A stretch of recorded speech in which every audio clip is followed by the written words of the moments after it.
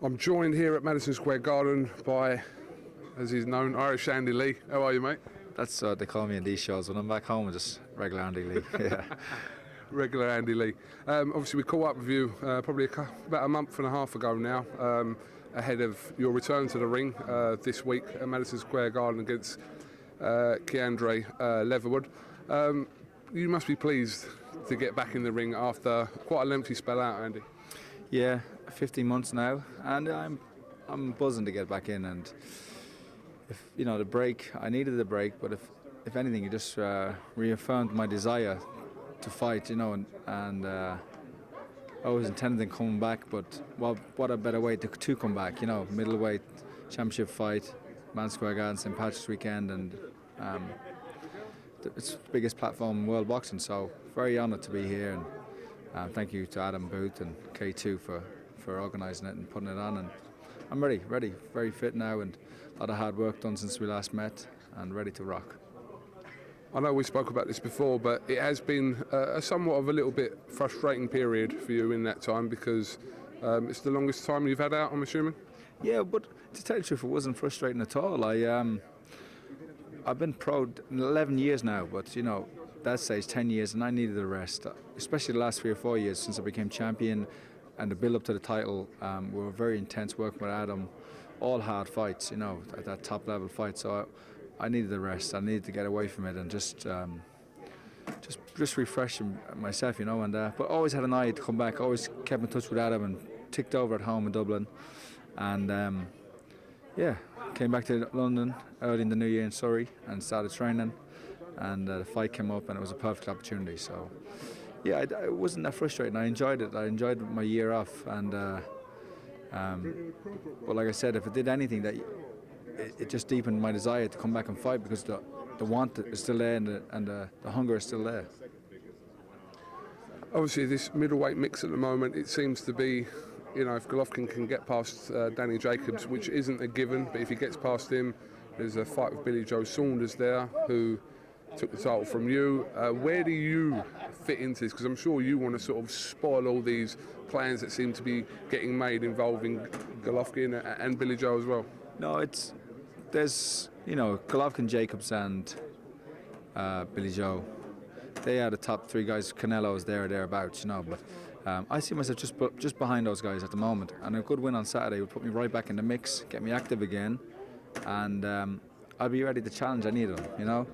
Billy Joe, if Golovkin comes through, I think Billy Joe has a very good chance, and I think people I know myself, I underestimated Billy Joe when I fought. Not to an extent I didn't think it was going to be an easy fight, but since training with him every day, seeing him in the gym day in, day out, I have a new appreciation for him, and he's better than I gave him credit for before we fought, and he's really impressive in the gym and things he can do in sparring and that, and yeah, he's got a good chance. It's not Billy Joe Saunders has got a chance against any of these guys. And obviously Golovkin, it was a fight that nearly happened with yourself and Triple G, but it's a fight that still could happen in the future. A couple of times, yeah, it was very close to happening, but I think it's always going to be there, because I don't think he's gone anywhere, and I just have to get myself back into position to fight him, and that's what I want to do Saturday night. Ultimate goal to not reclaim your old world title, but to win another world title. It must be. It is, yeah, and I believe I can do that. I know if I box my best, I'm world level, and I can be world champion again, and yeah, that's my goal, and go out on my terms.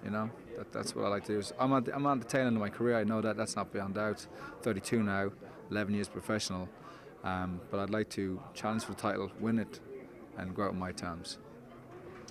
You're fighting on St. Patrick's weekend here in New York, obviously the night before your fight.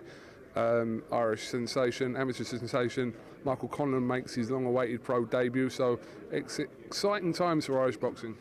It is, and Michael is the next in quite a few stars, that we have come up and coming, and already established stars. And it's in our tradition, it's in our history. We've always been fighters, it's in our blood. We've always been the oppressed, fighting against bigger powers. But Michael is a super talent and has the potential, talent-wise and personality-wise, to be a superstar in boxing. And it's going to be an exciting career to watch, and yeah, he deserves it. Like Madison Square Garden as a pro debut, top of the bill, it's unheard of, and you know, his talent deserves it, and hopefully it's the start of a long and successful career for him. I've noticed Adam Booth isn't here. He didn't get stuck in the snow, did he, Andy? No, Adam's coming out on Thursday, but since we arrived on Sunday, Sugar Hill from Cronk, who trained me for a long time with Emmanuel Stewart, came out just to oversee just this last bit of training. Adam will be here Thursday, and hopefully the snow doesn't stop him, but yeah, we look forward for him joining. We're in touch with him every day. Look forward to him joining us. Yeah. Booth Airways, it can't stop private jets, snow apparently. Yeah, well, I don't know. First class, and he can't. You know, he'll be in the first class, but if he can't, you know, if the plane doesn't take off, first class doesn't help you. So The plane doesn't leave without Booth, does it? no, he'll be here. Hopefully, fingers crossed. And I think if he doesn't, if all goes bad and he doesn't get here, we're well covered with Sugar Hill. But we're waiting on Adam. Yeah. Andy, thank you very much for talking to us, and wish you the best of luck in your fight this weekend, live on BoxNation on the undercard of Golovkin and Jacobs. Brilliant. Thank you, KUGAN, and thank you to iFilm. Versus Jacobs, Middleweight Madness, Saturday, March 18th.